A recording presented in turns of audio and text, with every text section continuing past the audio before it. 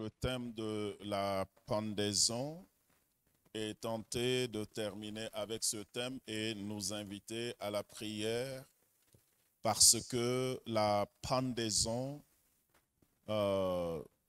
indique un mauvais signe dans une famille, dans une communauté, et la pendaison qui, au départ, était un moyen d'exécution du jugement de Dieu et une sorte de malédiction dans la vie de celui qui est exécuté pendu au bois, est aussi devenu un moyen de sauter la vie, un moyen de suicide.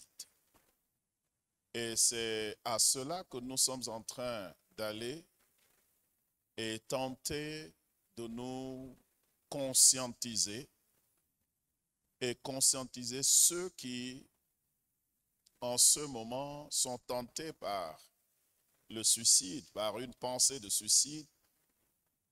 Et pour cela, nous allons dire à peu près quelles sont les raisons qui mènent les uns et les autres à se suicider et comment nous pouvons contribuer à alléger le taux de suicide, mais surtout de pendaison parmi les humains et dans notre communauté.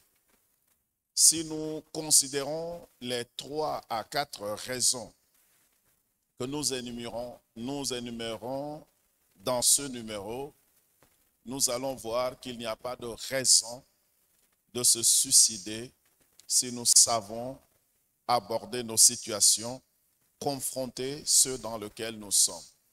Une fois de plus, la pendaison est sinistre. Dieu ne veut pas qu'un être humain meure de cette manière. C'est pourquoi dans la loi de Moïse, il est d'abord à remarquer qu'on exécute d'abord la personne avant de pendre son cadavre pour qu'il n'y ait pas cette agonie ou cette agonisation pour que l'âme sorte. Parce que c'est d'abord étouffer, mourir par pendaison. On étouffe d'abord la voie de sortie du souffle de l'âme. Donc l'âme et l'esprit souffrent cruellement. Vous verrez même que dans le cas des animaux, Dieu nous interdit de manger les animaux dont l'âme n'a pas eu une voie de sortie. Lorsque le sang d'un animal ne coule pas, Dieu nous interdit de manger parce que c'est un animal étouffé. Donc l'âme de cet animal est dans cet animal et Dieu nous interdit de manger parce que le sang de l'animal est étouffé à l'intérieur de cet animal. Nous ne pouvons pas tout comprendre comment Dieu a placé les choses pour que l'âme sorte du corps. Il y a des voies d'expiration et d'expiation. Donc, étouffer vient bloquer l'âme qui cherche à sortir, l'esprit qui cherche à sortir, et c'est tellement de cruauté que Dieu ne voudrait pas voir. Et lorsque ces choses se passent dans une communauté, tout comme la communauté ne doit pas manger, ni boire du sang, ni boire, ni manger un animal étouffé, faisons de sorte qu'il n'y ait pas de pendaison parmi nous. Nous allons encore lire quelques versets, et surtout un verset qui indique que même en Égypte, on ne pend pas comme cela quelqu'un de vivant, on exécute la personne avant de pouvoir pendre son cadavre. On laisse l'âme s'échapper, l'esprit s'échapper, s'envoler vers Dieu ou bien vers la condamnation avant que le corps ne soit exhibé en pendaison. Prions le Seigneur. Nous voulons te dire merci, notre Père. Grave ces paroles dans nos cœurs. Combat dans le monde entier où ce message passera contre l'esprit de suicide. Que tous ceux qui écouteront, toutes celles qui entendront cette parole, résistent à l'esprit de suicide, les chassent loin d'eux et se tiennent dans la vérité, en attendant que le souffle reparte vers toi, que nous ne puissions pas, Seigneur, céder et que nous sachions que le droit de vie ou de mort t'appartient à toi seul. Nous te louons au nom de Jésus. Amen.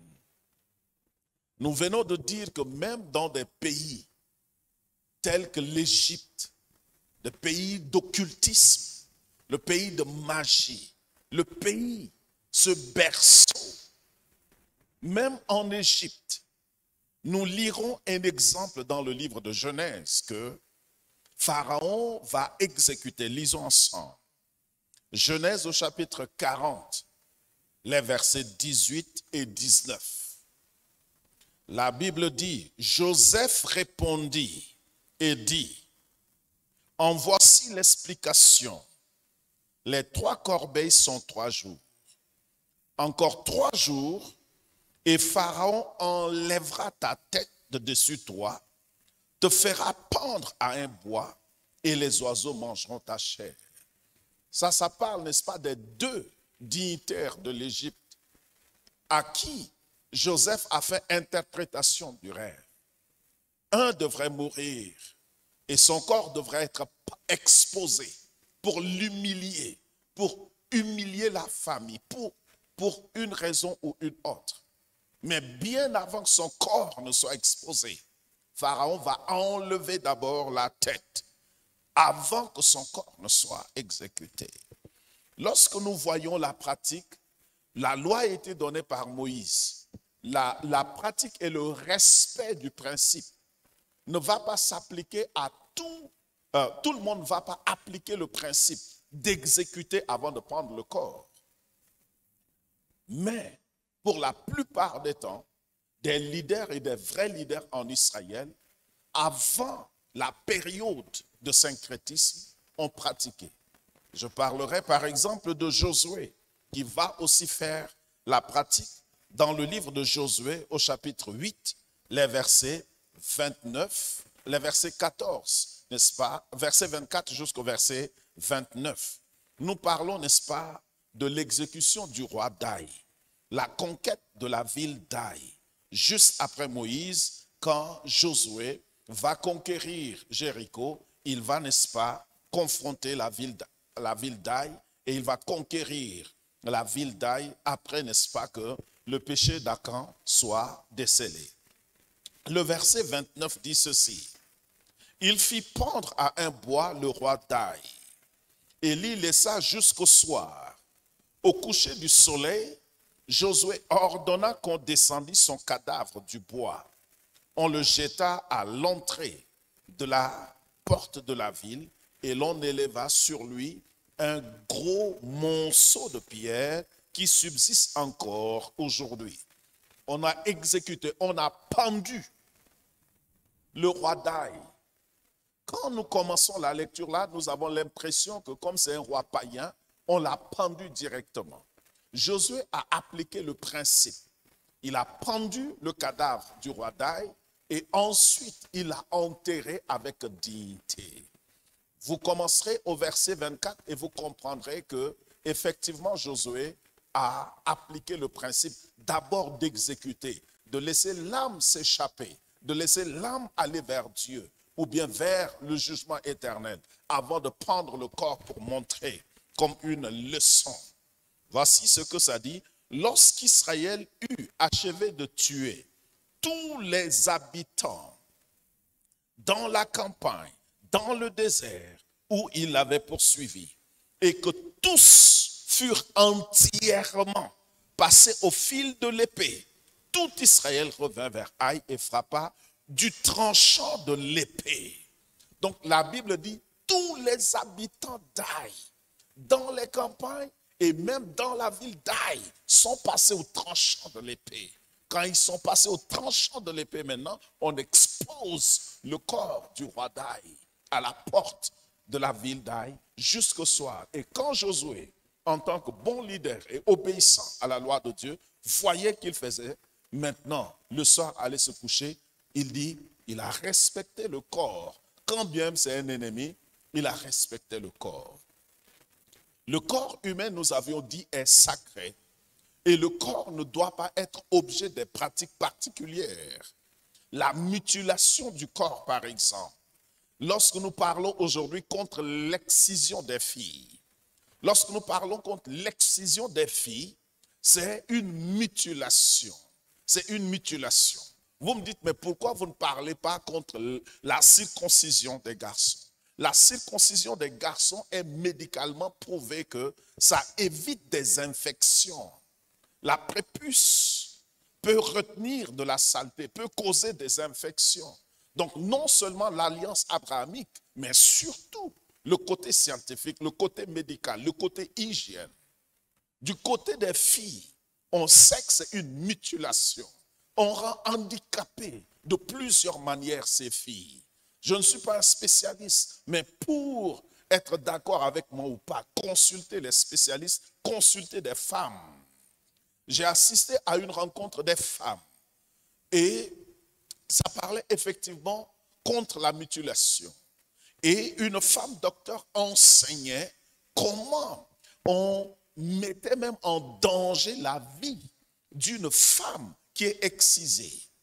Quand une femme est excisée, il y a, n'est-ce pas, un rapprochement. Là où l'urine sort et là où l'homme doit pénétrer, par moment, ça vient se coller et on peut causer des difficultés à la fille et que la fille peut simplement rester comme ça et avoir, n'est-ce pas, de liquide, de l'urine qui peut sortir comme cela suite à des excès. Les conséquences sont multiples. Dieu exige qu'on ne mutile pas le corps. Vous savez, n'est-ce pas, que dans le livre de Deutéronome, il est même interdit de faire des tatouages. Des tatouages ont une signification spirituelle d'abord. Je ne parle pas des tatouages extérieurs avec les hinets que nos sœurs font, non. Je ne parle pas de ces choses, mais ce qui touche directement au corps humain. Des incisions, des blessures sur le corps. Il y a une origine spirituelle à ces choses, mais pour rester tout court dans le domaine scientifique, Dieu interdisait qu'Israël puisse se lancer dans ces pratiques. Ils étaient au désert, les conditions étaient là. Cela pouvait causer même des cancers au corps. Donc scientifiquement, cette loi avait sa base pour ceux qui étaient dans le désert et tout. Dieu empêchait qu'il y ait, n'est-ce pas, ces tatouages dans le corps.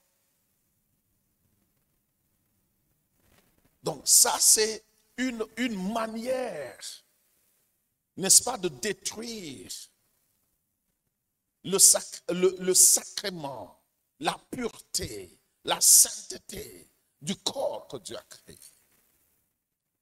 Le corps humain, même le corps de nos ennemis. Pourquoi Jonas ne voulait pas aller en Chaldée? Les Chaldéens exposaient les crânes de leurs ennemis. Et un vrai Chaldéen devait boire du crâne de son ennemi. Ça, c'est une profanation du corps. Il y a des pratiques mystiques aujourd'hui qui exposent le crâne humain dans des chambres, qui exposent des crânes humains, et pire encore, le corps humain qui se vend, la viande humaine qui se vend. Ça, ce sont des pratiques qui attirent la colère de Dieu. Que ce soit le crâne d'un ennemi, que ce soit le crâne d'un pécheur, le corps humain doit être respecté. Donc dans la Bible, même le corps de l'ennemi comme Haï, qui est exposé, doit être exposé pour servir de leçon. Pour tous les autres rois qui entendront parler de cela, si vous ne laissez pas Israël passer, si vous ne signez pas une alliance, l'Éternel va vous détruire en vous passant au tranchant de l'épée. Ensuite, vos corps seront exposés. C'est là seulement devrait s'aimer de la frayeur et la terreur d'Israël dans la vie des rois ennemis pour soit signer une alliance avec Israël ou laisser passer Israël en paix. Toute pratique qui déshonore le corps humain, tout ce qui expose, dans la chrétienté, le sang est interdit. Nous ne devons pas boire du sang. Nous ne devons pas boire le sang des uns et des autres. Avant, des personnes pratiquaient des alliances où les gens buvaient ou bien buvaient les sangs des uns et des autres. Ça, c'est interdit dans la chrétienté. La Sainte Seine que nous pratiquons est symbolique. Nous le faisons avec du jus de raisin ou de bissap de couleur rouge. Jésus n'avait pas donné son sang à ses disciples. Il a donné, il était là bien portant avec eux et il leur a tendu, n'est-ce pas, le fruit de la vie. Il dit, voici mon sang, buvez. Il n'a pas mis une goutte de sang dans cela. Donc, dans de la Sainte Seine, il ne doit pas y avoir de goutte de sang. Donc, toute pratique qui expose le corps humain, pour quel but, je ne sais, cela est contre Dieu, parce que Dieu nous a créé corps, âme et esprit. Et le corps ne doit pas être exposé. Après Josué, la pratique a continué avec le roi, avec Samuel et le roi David. Dans 2 Samuel au chapitre 4, le verset 12. 2 Samuel 4, 12, nous lirons rapidement en passant. Et toujours est-il que le commentaire biblique du chercheur par John F. Walwood et Roy B. Zuck dit de ce texte que nous lirons tout à l'heure que David ordonne de les exécuter, de leur couper les mains et les pieds et de pendre leurs cadavres. Donc, la pratique a été respectée par des rois, non seulement Pharaon respectait ce principe de corps humain, mais David aussi, dans l'exécution des personnes qui ont tué. David va exposer leur corps, pourquoi? Parce que les deux avaient tué un homme sans défense, un homme dans son sommeil. Ils l'ont frappé dans le ventre. Ça, c'est de l'insensibilité aux vulnérables. Alors David va demander pour les deux, au verset 12 de 2 Samuel 4. 2 Samuel 4, la Bible dit, « Et David ordonna à ces gens de les tuer. » Point virgule. Ils leur coupèrent les mains et les pieds et les pendirent au bois de l'étang d'Hébron. Ils prirent ensuite la tête d'Ish-Bosheth et l'enterrèrent dans le sépulcre d'Abner à Hébron. Ces deux personnes avaient tué le fils de Saül, le roi, dans sa vulnérabilité. Ils sont entrés sous sa tente et ils l'ont tué de manière déloyale. Et pour David, quand bien même ce fut son ennemi, c'était son ennemi qui fut tué, il a trouvé inadmissible qu'un homme soit tué dans sa vulnérabilité de cette manière. Vous savez, Dieu a offert Saül entre les mains de David. Saül était tranquille. David a refusé de profiter de la situation. Ces deux avaient profité de la situation. David a décidé qu'on les tue après les avoir tués, qu'on coupe leurs mains et pieds. Ensuite, qu'on les pend, couper les mains et les pieds, on les pend. C'est pour dire quiconque agit de la sorte subira le même sort. Mais jusqu'au soir, on va les libérer. Dans la suite des temps, vous verrez que les Gabaonites vont maltraiter un certain nombre de fils de Saül et ainsi de suite. Mais tout Israélite qui aime Dieu, qui respecte Dieu, respecte le corps, quand bien même le corps est déjà mort, le corps doit être respecté. Il y a dans certains pays, il semble qu'il y a des marchés où le corps humain est vendu pour être mangé. Le cannibalisme est interdit. Comment je le sais? Parce que le sang est interdit d'être bu. Ça commence par là. Et c'est parce que Christ n'a pas donné aussi son corps physique à ses disciples. il a donné du pain pour symboliser. Il y a des doctrines qu'on appelle la transsubstantiation. C'est-à-dire, il y en a qui ont dit que ce que Christ a donné, le pain, là, quand on bénit, là, ça devient vraiment le corps du Christ. Non. Christ était vivant quand il a donné du pain. Il dit, prenez, mangez-en. Donc, Christ n'a pas donné son corps à ses disciples.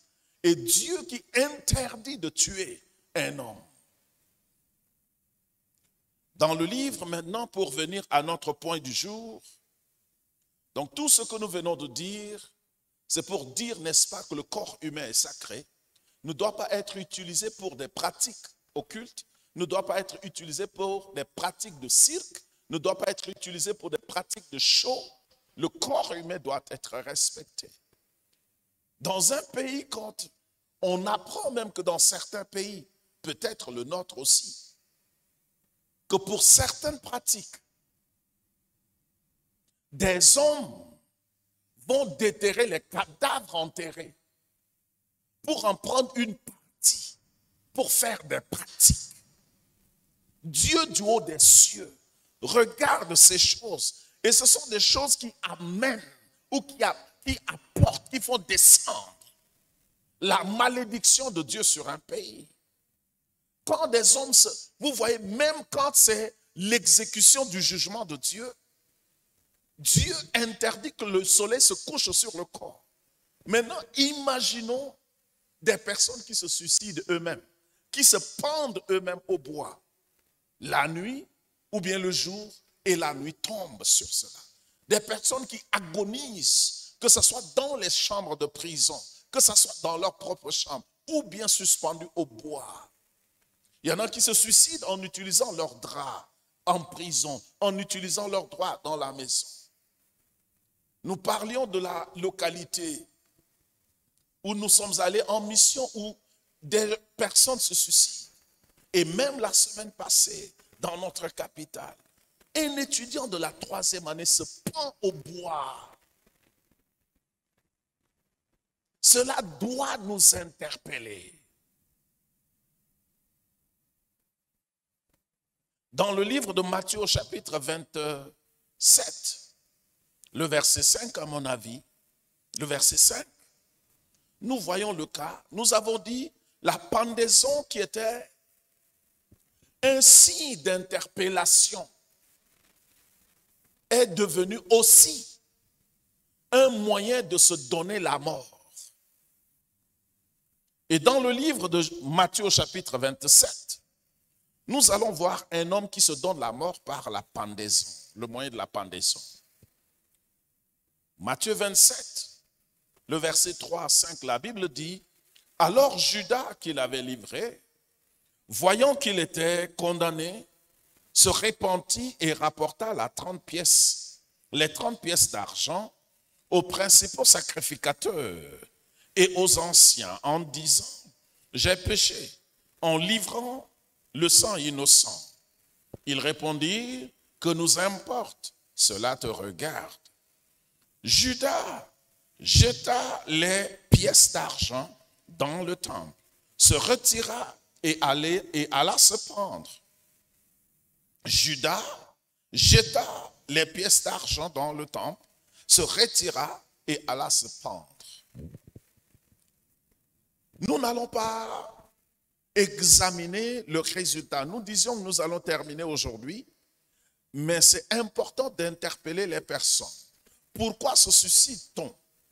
Nous verrons cela. Quelques raisons, 4 raisons en général. Et nous allons voir comment qu'est-ce que la personne qui se suicide manque dans la vie. Pour qu'il n'y ait plus des cas de suicide. Et si vous nous écoutez, nous savons que dans certaines communautés, le cas de suicide se multiplie. Le taux, il est énorme. Dans des communautés européennes occidentales, par exemple, où le sens de communauté manque, l'individualisme prime, il y a beaucoup de cas de décès. Ici, Judas a utilisé la pendaison comme moyen de suicide. Ce pendre qui est devenu un moyen de suicide, de se tuer, de se donner la mort, ne devrait pas être. Pourquoi est-ce que Hommes et femmes se donnent-ils la mort? Nous allons énumérer 4 raisons. 1. Le remords. Dans le cas de Judas, Judas avait commis une trahison. Judas avait trahi son maître. Judas a trahi Jésus. Il minimisait la chose. Il ne comprenait pas la portée de ce qu'il faisait. Et quand il s'est rendu compte qu'il a trahi un juste, qu'il a trahi un homme de bien, qu'il a trahi une personne de bien, Judas est allé vers les hommes pour restituer ce qu'il a pris. Le remords, et les gens ont rejeté ce qu'il avait fait. Le remords a pris Judas.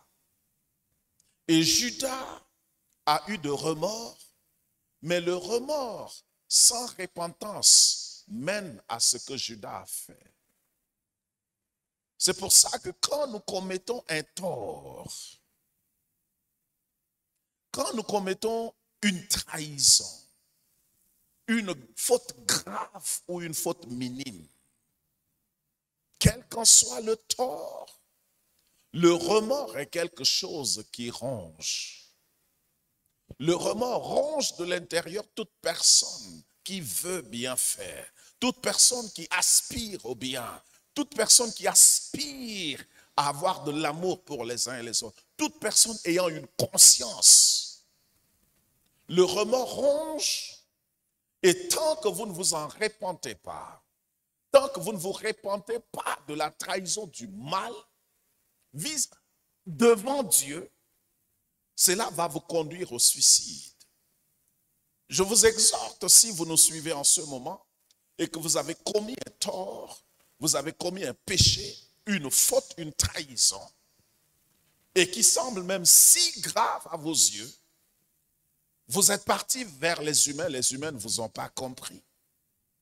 Je pense que vous ne devez pas faire comme Judas, parce que ça, c'est la démarche de Judas. L'homme ne pardonne jamais. Il y en a qui ne pardonneront jamais une faute du passé. Il y en a qui ne nous pardonneront jamais. Il y en a qui ne nous accepteront plus jamais. Mais ce n'est pas parce que les hommes ne nous acceptent plus que Dieu, lorsque nous venons vers lui, il ne va pas nous accepter. Judas a commis une trahison. Pierre a commis une trahison. Mais la réaction de Pierre, Pierre n'est pas reparti vers ceux qui disaient, mais toi aussi tu es galiléen, et ceux devant qui il a rejeté le Seigneur. C'est bien d'aller vers les hommes, réparer le tort, c'est bien. Mais si ces hommes ne nous comprendront jamais, ne nous accepteront jamais. Pierre savait que ceux-là, s'ils repartaient vers eux et dit, je reconnais le Seigneur, peut-être que c'était déjà même trop tard. Ça n'avait plus son sens. Pierre est reparti vers Dieu. La Bible dit, il pleura amèrement. Il pleura. Quand il se souvenu des paroles du Maître, des paroles du Seigneur. Judas a demandé la grâce du Seigneur pour sa faute commise. Vous voyez, quand bien les hommes ne peuvent plus vous accepter, Dieu peut vous donner votre vie et vous continuez votre vie sans les hommes que vous avez perdus. Dieu a redonné à Pierre sa vie et Dieu lui dit, m'aimes-tu plus que ceci, occupe-toi de mes brebis. La mission de sa vie a continué. Vous aussi, si vous êtes dans un regret, dans un remords pour une chose faite dans le passé, si je ne vous ai pas compris, si les autres ne vous ont pas compris, si le monde entier ne vous a pas compris et que vous venez vers Dieu dans la repentance, Dieu vous pardonnera, il allégera le fardeau, il prendra le remords, il vous donnera la joie. La Bible dit, au lieu de la cendre, il vous donnera, n'est-ce pas, de l'huile qui symbolise la paix, la joie, la puissance, l'onction. Donc, ne gérez pas vos remords en dehors de Dieu. Ne cherchez pas la réponse à vos remords chez les hommes. Cherchez la réponse à votre regret. L'erreur que vous avez commise, la faute que vous avez commise, cherchez, n'est-ce pas, la réponse, le réconfort, la solution, l'expiation ou l'extirpation devant Dieu. Deuxième raison pourquoi les gens se suicident. Donc, les gens se suicident lorsque leur remords n'est pas apporté devant Dieu pour la solution. Lorsqu'il n'y a pas de repentance devant Dieu. De deux, la honte. Lorsque la honte est gérée sans Dieu, lorsque la honte est gérée en dehors de Dieu, ça mène au suicide. Que ce soit un remords, que ce soit la honte, gérez votre honte, gérez votre remords devant Dieu qui lui seul a la capacité de pouvoir vous habiller. La honte est la nudité exposée. Dans le livre de Genèse au chapitre 3, les premiers hommes, nos ancêtres vont connaître, vont expérimenter la honte. Quand ils vont expérimenter la honte, ils vont tenter de se couvrir avec des feuilles. Mais vous savez qu'avec des feuilles, quand le soleil frappe dessus, ça s'en va, ça se durcit, ça tombe. Alors Dieu seul est venu avec de la peau, du cuir, bien traité par lui-même. Et Dieu les a ceints de cuir, qui signifie c'est durable, c'est durable, c'est solide, c'est confortable. Nos parents ont tenté de couvrir leur nudité. Quand bien Dieu est venu, ils ont tenté de couvrir leur nudité, mais quand Dieu venait, ils se sentaient toujours nus, ils ont couru, ils ont expérimenté la honte, ils sont allés pour se cacher. Dieu a dit, mais qui vous a appris que vous êtes nus? Alors Dieu a trouvé des solutions quand ils ont pu dialoguer avec le Seigneur. Gérez votre honte devant Dieu. Gérez votre honte devant Dieu. Dans la vie de chaque homme, il arrivera une occasion de honte. Parfois, il y a des moments où des situations de honte veulent arriver. Souvent, quand une situation de honte veut arriver dans ma vie, le Seigneur me parle. Le Seigneur me parle souvent par par un rêve, un certain rêve. Et à chaque fois que je fais ce rêve, je sais qu'une situation de honte est en train de me guetter quelque part. Et je me lève et je prie, Seigneur, couvre ma nudité. Seigneur, tu es le seul qui puisse me délivrer de la honte, me protéger et que je ne sois pas exposé dans une situation de honte. Pourquoi je ne vous dis pas ce rêve?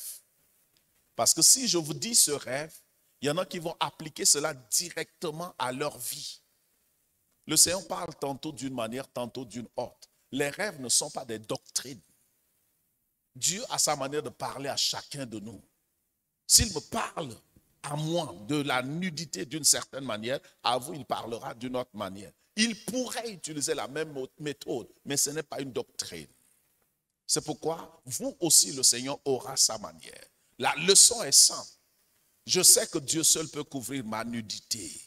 Je sais que Dieu seul peut me protéger. Je ne peux pas me protéger. Je ne peux pas couvrir ma honte. Ma honte, ma nudité devant Dieu. Tout ce que je ferai pour me couvrir est nu et à découvert devant Dieu. Mais quand l'Éternel des armées couvre, n'est-ce pas? Quand il habille, quand il protège, c'est lui seul qui couvre de gloire. Quand l'ennemi veut vous déshabiller, ôter la gloire, l'Éternel est la seule personne. Le diable ne peut pas donner la gloire, seul l'Éternel. Gérez votre honte en présence de votre Dieu. Adam a fui, mais finalement, c'est la solution de Dieu qui était meilleure. Ne fuyez pas, mais revenez vers l'Éternel. La main qui blesse est la même main qui guérit. La même main qui peut exposer est la même qui peut habiller. J'ai trouvé mon refuge en Dieu en ce qui concerne ma honte. Trouvez votre refuge en Dieu. Vous suicider ne va pas vous apporter une solution. quelle que soit la situation de honte que vous connaissez en ce moment, ne vous suicidez pas, bien-aimés. Et si vous en connaissez quelqu'un qui n'arrive pas à gérer sa honte, envoyez-lui ce message. Partagez ce message avec eux. En troisième lieu, la misère. Lorsqu'il y a des cas de pendaison comme nous vivons, lorsque des étudiants se tuent, c'est la misère et le désespoir. Lorsque des pères de famille se tuent, se pendent au bois et laissent la famille dans la misère, c'est la misère et le désespoir. Nous avons dit en commençant, quand dans un pays, des personnes qui sont supposées être l'avenir du pays, des étudiants qui se tuent, qui se pendent dans leur chambre à l'université, un étudiant qui se pend vers l'université de la capitale. Je peux interpréter que ces étudiants, en dépit de leur souffrance actuelle, ne voient aucun avenir enviable et décident de ne plus se battre pour rien et de se donner la mort. C'est un indice que si on se bat contre la vie, si on se bat contre les aléas, et si on entrevoit un futur désirable, on tiendrait le coup. Mais quand on se bat tous les jours et on ne voit rien devant, on se dit ça ne sert à rien de vivre. Ce qui indique qu'il y a la misère. Une misère qui ne laisse entrevoir aucun espoir, aucune espérance. Mais laissez-moi vous dire, quelle que soit la misère dans une communauté, ceux qui espèrent en l'Éternel vont renouveler leurs forces, vont bâtir leur vie sur la promesse de Dieu. Il dit, je connais les projets que j'ai pour toi, projets de bonheur et non de malheur, afin de te donner un avenir et de l'espérance. Ne vous suicidez pas. Prenez Jérémie 29, 11 et priez le Seigneur. Mettez votre confiance en ses paroles. Dieu dit, une femme oublie-t-elle l'enfant qu'elle allait? Un enfant qui a été dépendant, quand il sera grand, il ne sera plus dépendant. Dieu vous allait en ce moment. Dieu ne vous oubliera jamais. Ayez foi en Dieu. Jésus a dit dans Jean 14, verset 1, que votre cœur ne se trouble point. Croyez en Dieu et croyez en Jésus-Christ. Ne désespérez pas. Prenez courage. Jeunes, adultes, hommes, femmes, que la misère que nous traversons, que les difficultés des temps présents ne vous amènent pas à vous ôter la vie. Que les trahisons de l'heure ne vous amènent pas à vous donner la vie, vous donner la mort. Que les nouvelles politiques, les rumeurs politiques ne vous amènent pas à dire qu'il n'y a pas un avenir et que vous vous donniez la mort. Il y a un avenir tant que Dieu existe.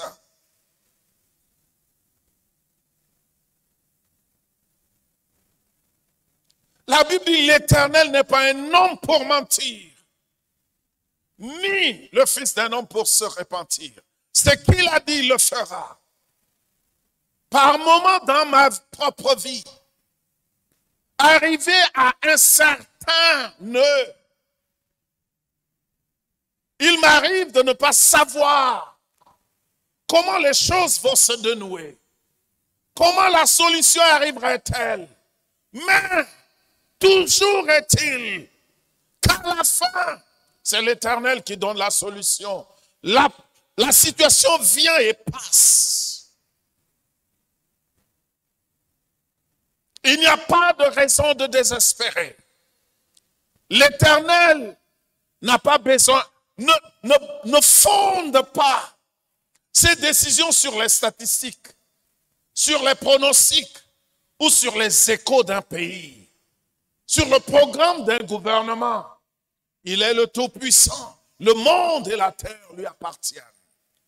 Vous avez de l'avenir en lui. Vous avez de l'espérance. Que la misère ne nous amène pas à mettre un terme à notre existence. Pourquoi des gens se suicident autour de nous?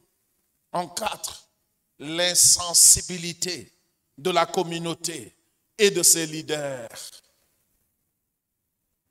Ceux qui se suicident, ça et là, parfois c'est l'insensibilité.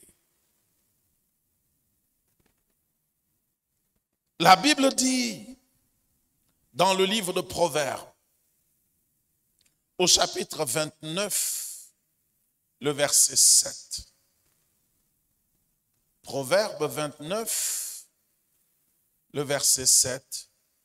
Voici ce que la Bible dit. Le juste connaît la cause des pauvres, mais le méchant ne comprend pas la science. Le juste connaît la cause des pauvres. Dans un pays, les suicides, l'insensibilité reflètent la méchanceté du cœur, du peuple, du cœur des leaders. Lorsque nous sommes insensibles à ce que l'autre vit autour de nous, à ce que les autres vivent autour de nous, lorsqu'étant bien nous oublions les autres, que nous soyons de la communauté, que nous soyons des leaders, ce qui se passe autour de nous doit nous interpeller. Il y a quelque chose. Dieu nous interpelle à la souffrance de l'autre. Dieu nous interpelle à la souffrance du malheureux. La Bible dit dans le livre de 1 Corinthiens au chapitre 13, et nous allons terminer par là. La Bible nous exhorte à l'amour, c'est-à-dire à la charité. Ce n'est pas de l'amour simplement abstrait, mais de l'amour dynamique par des œuvres. 1 Corinthiens au chapitre 13 nous dit ceci pour terminer. La Bible dit ceci, 1 Corinthiens 13. Quand je parlerai les langues des hommes et des anges, si je n'ai pas la charité, je suis un airain qui résonne ou une cymbale qui retentit. Et quand j'aurai le don de prophétie, la science de tous les mystères et de toute la connaissance, quand j'aurai même toute la foi jusqu'à transporter des montagnes, si je n'ai pas la charité, je ne suis rien. Quand je distribuerai tous mes biens pour la nourriture des pauvres, quand je livrerai même mon corps pour être brûlé, si je n'ai pas la charité, cela ne me sert de rien. La charité est patiente, elle est pleine de bonté. La charité n'est point envieuse. La charité ne se vante point. Elle ne s'enfle point d'orgueil. Elle ne cherche point son intérêt. Elle ne s'irrite point. Elle ne soupçonne point le mal, et ainsi de suite. La charité, cet état de cœur qui me rend d'abord sensible à l'autre. Si je n'ai pas la charité, mon programme politique serait de tromper l'autre pour obtenir ce que je veux. Mon programme politique va donner à manger pour subtiliser quelque chose de plus important que le repas. Mon programme ou bien les dons de charité que je ferai, ce ne serait pas vraiment pour eux, mais d'abord pour obtenir leur faveur, quelque chose de plus grand que cela. Qu'est-ce que nous appelons la sensibilité à la situation de l'autre? La sensibilité ne demande pas d'abord d'avoir du matériel et de donner, mais c'est de ressentir la douleur de l'autre. Où Jésus dit, pleurez avec ceux qui pleurent, réjouissez-vous avec ceux qui se réjouissent. Quand le pauvre, quand le malheureux est malheureux, mais c'est au moins que nous avons du cœur pour eux, mais que ce sont les moyens qui nous manquent, cela est une force dans leur vie. Quand les leaders d'un pays ne peuvent pas distribuer de l'argent à tout le monde, car ils n'en ont pas, mais quand le peuple ressent que le cœur des leaders est envers eux, est favorable, le cœur des leaders les aime et recherche leur bien, cela va donner de l'espérance, cela va fortifier. Ça sert à quelque chose, mais ça ne sert pas à grand-chose de distribuer des conteneurs de vivres lorsque le cœur du peuple ne ressent pas le cœur des leaders. Nous sommes appelés à plus de sensibilité, à plus de l'amour. L'amour n'a pas besoin d'abord de quelque chose extérieur. L'amour, c'est le don de soi. L'amour, c'est le don de soi. Pourquoi est-ce que le taux de suicide est bas en Afrique? Peut-être subsaharien.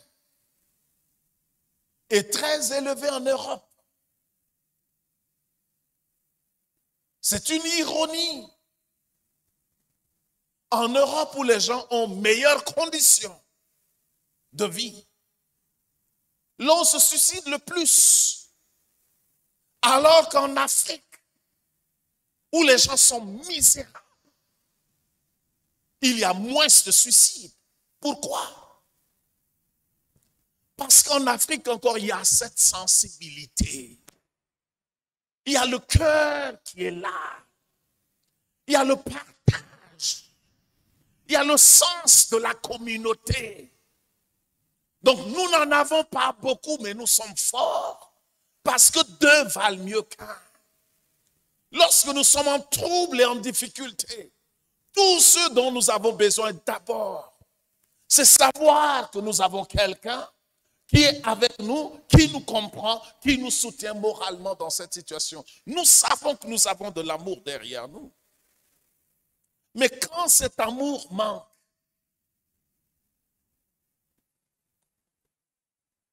c'est là où les gens se suicident. Donc dans nos communautés ecclésiastiques, dans nos familles et chez l'État, que ce soit le cœur qui parle. Le cœur ne peut être qu'honnête. L'intelligence peut chercher à tromper, à subtiliser. Mais le cœur, ne tuons pas la sensibilité du cœur. L'on voit des suicides partout. Parce que nous distribuons par moment. Nous donnons 5 000 par là. Mais nous ne donnons pas 5 000 avec amour. Nous jetons. Les attitudes nous disent qu'il n'y a pas d'amour. Quand vous donnez 100 francs à quelqu'un avec amour, le ressenti est différent. Mais quand vous me donnez 100 000 en me jetant, ou avec une attitude qui me dit mais que je vous dérange, je prendrai les 100 000. Mais les 100 000 deviendront un fardeau. Les 100 000 me rappellent mon malheur. Si je n'étais pas misérable, il n'allait pas me traiter de la manière qu'il m'a traité. Si je n'étais pas, vous accentuez mon mal. De la sensibilité, que le cœur ressente la douleur de l'autre. Et si nous nous tenons les mains, nous allons tenir face aux difficultés de la vie. Soyons sensibles à ceux qui sont autour de nous. Saluons les pauvres que nous rencontrons avec amour, avec respect. Donnons-leur, tapotons-les. Donnons-leur, n'est-ce pas, un coup à l'épaule et disons-leur qu'il y a de l'avenir, de regarder vers Dieu, que nous sommes là, nous les aimons. C'est ce dont l'être humain a d'abord besoin. Dans les familles, nous sommes divisés. Personne n'est sensible aux besoins de l'autre. Personne n'est sensible aux cris de l'autre. Et nous souffrons et nous mourons seuls. Ceux qui ne peuvent pas tenir longtemps se suicident. Ne vous suicidez pas. Faites de Dieu votre compagnon. Et Dieu suscitera hommes et femmes qui vous comprendront, qui vous tiendront la main, pas avec ce qu'ils ont, mais avec le cœur et l'amour qui ne peut pas s'acheter. La pendaison ou le suicide est contre le plan de Dieu. Nous avons dit que nous allons terminer aujourd'hui, mais nous reviendrons avec un autre point, les conséquences. Nous avons vu le pourquoi les gens se suicident, mais nous allons dire à ceux qui ne doivent pas se suicider, pourquoi nous vous avons dit de ne pas vous suicider. Parce que quand vous vous suicidez, vous ratez beaucoup dans la vie. Prions le Seigneur. Béni sois-tu, notre Père. Touche tous ceux qui ont besoin de ce message et qui viennent au contact de ce message. Je te prie au nom de Jésus, réprimande tout esprit de suicide. Apaise les cœurs, que ceux qui gèrent leur honte les gèrent devant toi et enlèvent la honte de leur vie. Ceux qui gèrent les remords, qu'ils les gèrent avec repentance devant toi. Ceux qui sont dans la misère, qui regardent à toi, qui a un avenir pour nous. Et que nous tous soyons sensibles à ceux qui souffrent autour de nous. Merci Père. Donne que ton Esprit Saint donne la paix dans les cœurs de tous ceux qui sont hantés par l'esprit de suicide. C'est au nom de Jésus que nous te prions.